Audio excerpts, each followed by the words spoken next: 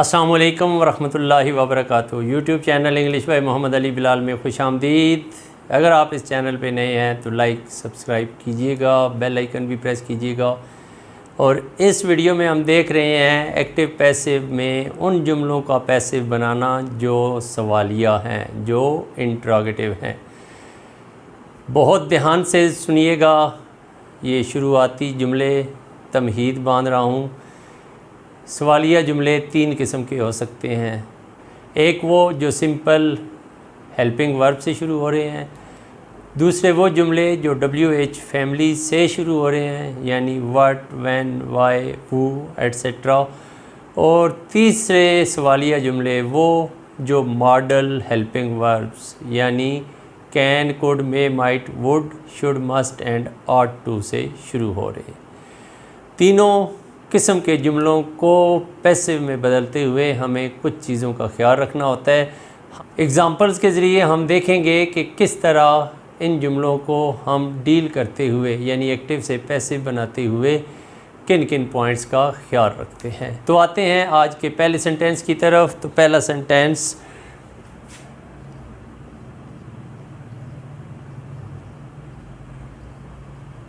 Did she help you. Interrogative का sentence simple helping verb से शुरू हो रहा है, एंड क्वेश्चन मार्क पे हो रहा है। डिड हमें बता रहा है कि सेंटेंस पास्ट इंडेफिनेट का है, तो वाज और वर्क के बाद वर्ब की थर्ड फॉर्म इस्तेमाल होगी। और जुमला पैसिव का एक्टिव के जुमले के ऑब्जेक्ट को पैसिव का सब्जेक्ट बनाएंगे। तो इसको मद्देनज़र रखते हुए इसके साथ वाज या वर, तो हमें पता है यू के साथ हमेशा वर आता है, तो इसका पैसिव शुरू होगा वर यू। डिड हमें बता रहा है पास्ट इंडेफिनिट का सेंटेंस है, तो आपने वर के बाद वर्ब मेन वर्ब की थर्ड फॉर्म इस्तेमाल करनी है। Were you help by she. ये आपके एक्टिव के जुमले का सब्जेक्ट है, तो यहाँ पर ऑब्जेक्ट बनेगा, तो शी की ऑब्जेक्टिव हालत हर। और जुमला मेन हेल्पिंग वर्ब से शुरू हो रहा है, तो इसका इख्तिताम भी इंट्रोगेटिव पे होगा। इस तरह आपका सिंपल हेल्पिंग वर्ब से शुरू होने वाला जुमला हेल्पिंग वर्ब से ही शुरू होता है और सब्जेक्ट के मुताबिक उसका मेन हेल्पिंग वर्ब यूज़ होता है, और फिर वर्ब की थर्ड फॉर्म और फिर बाय लगाने के बाद एक्टिव के सब्जेक्ट की ऑब्जेक्टिव हालत, तो शी की ऑब्जेक्टिव हालत हर। इस तरह ये सेंटेंस आपका पैसिव में तब्दील हो गया। एक और जुमला देखते हैं।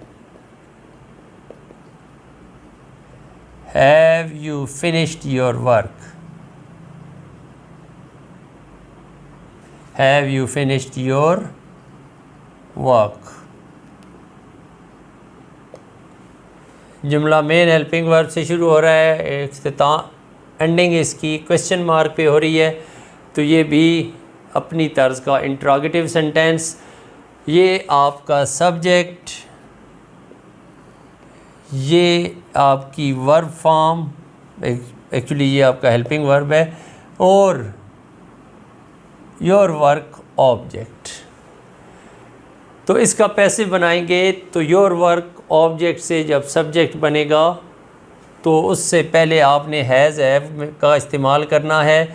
तो योर वर्क सिंगुलर है, तो हैव की जगह आएगा हैज़ योर वर्क। उसके बाद आप मेन वर्ब की थर्ड फॉर्म लगाएंगे, फिनिश्ड बाय, यू की ऑब्जेक्टिव हालत सेम यू, और क्वेश्चन मार्क पे इस जुमले का इख्तिताम होगा। इस तरह ये सेंटेंस जो हेल्पिंग वर्ब से शुरू हो रहा था उसका पैसिव बन जाएगा। Have you finished your work, has your work finished by you.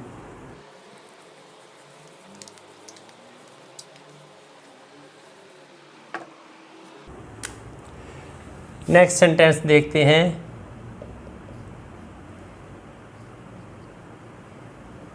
Can you read this book?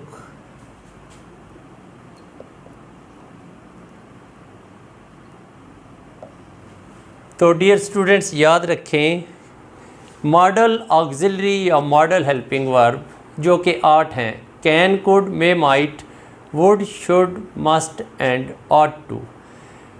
अगर आपके एक्टिव के जुमले में इन 8 मॉडल ऑक्सिलरीज या हेल्पिंग वर्ब में से किसी का इस्तेमाल हो, जैसा कि यहाँ आप देख सकते हैं कैन का इस्तेमाल हुआ है, तो पैसिव बनाते हुए सेम मॉडल वर्ब के बाद आप बी का इस्तेमाल करेंगे और उसके बाद आपके लिए वर्ब की थर्ड फॉर्म का इस्तेमाल करना मुमकिन होगा।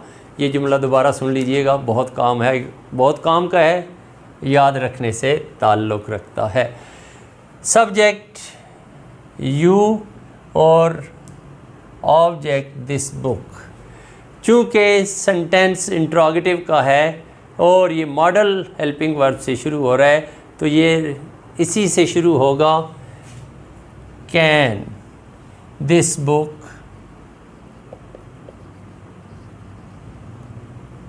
उसके बाद आप बी का इस्तेमाल करेंगे, कैन दिस बुक बी। अब ये फर्स्ट फॉर्म थी, कैन के बाद वर्ब की हमेशा फर्स्ट फॉर्म आती है, लेकिन कैन के बाद अब आपने यहाँ पर बी ऑक्सिलरी या helping verb be was been की फर्स्ट फॉर्म बी लगाकर आपने कैन को सेटिस्फाई कर दिया है। इसके बाद आप वर्ब की थर्ड फॉर्म लगा सकते हैं, read, read, read. Pronunciation different है, रीड, रेड, रेड, जबकि लिखते हुए आप सेम READ लिखते हैं। Can this book be read by you और क्वेश्चन मार्क। नेक्स्ट सेंटेंस हम लेते हैं, does Ali write an application? Does Ali write an application?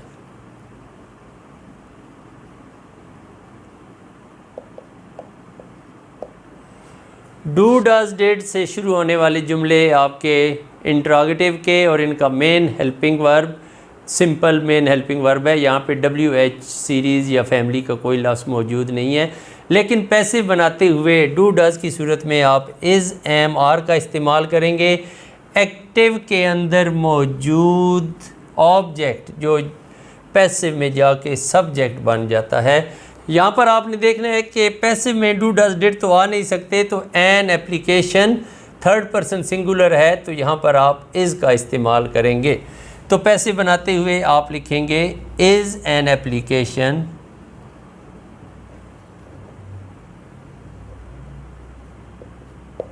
Is an application write, wrote, written verb की थर्ड फॉर्म और उसके बाद प्रेपोजिशन बाय और उसके बाद एक्टिव का सब्जेक्ट पैसिव का ऑब्जेक्ट बनेगा अली और जुमले का इख्तिताम क्वेश्चन मार्क पर ही होगा। तो डू डज डिड वाले सेंटेंसेस का पैसिव बनाते हुए आप डू डज की सूरत में इज़, एम, आर का इस्तेमाल करते हैं, जबकि डिड की सूरत में वाज या वर का इस्तेमाल करते हैं।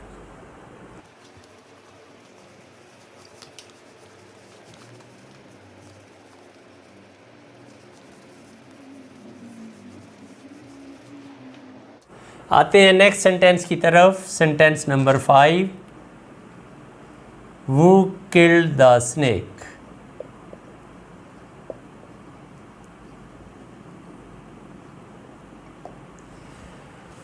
डियर स्टूडेंट्स, WH से शुरू होने वाला एक्टिव का जुमला अगर WHO यानी वो से शुरू हो तो इसका पैसिव बनाते हुए हम वो को बाय हुम से रिप्लेस कर देते हैं और बाकी जुमला पैसिव बनाने का वही तरीका है जो हम इससे पहले लेके चल रहे हैं।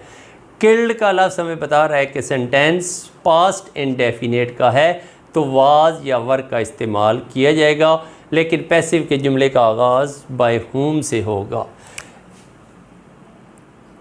तो इसका पैसिव बनेगा by whom. The snake third person singular है वाज का इस्तेमाल करेंगे। By whom was the snake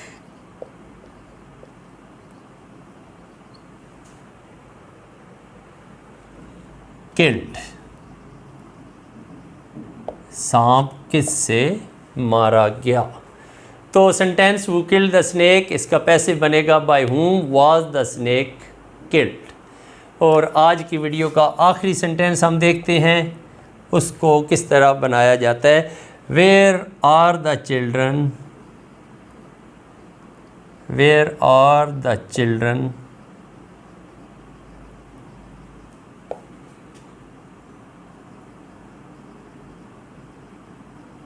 playing cricket.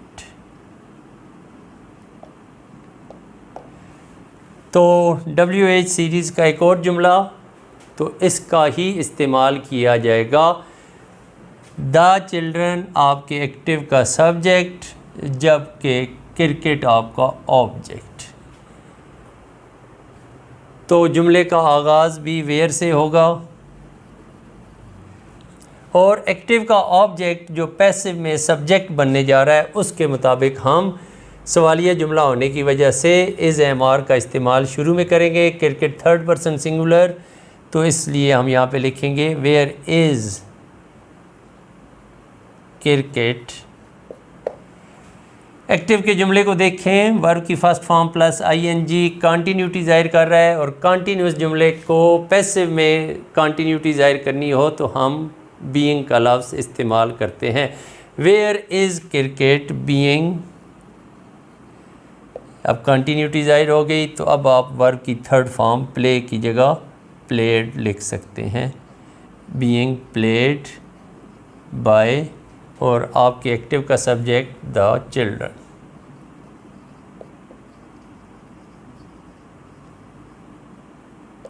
और इख्तिताम क्वेश्चन मार्क पे। वीडियो के इख्तिताम पे मैं आपसे रिक्वेस्ट करूंगा कि आप इस वीडियो को एक दफ़ा दोबारा ज़रूर देखें, और अगर आपको ये वीडियोस पसंद आ रही हैं तो आप ज़रूर ज़रूर इनको अपने दोस्तों और क्लास फेलोज़ में प्रमोट करें, अपने कज़न्स बहन भाइयों को। उम्मीद करता हूँ कि बहुत जल्द आप इंग्लिश ग्रामर में मास्टर बन जाएंगे। अपना ख्याल रखिएगा। अल्लाह हाफ़िज़।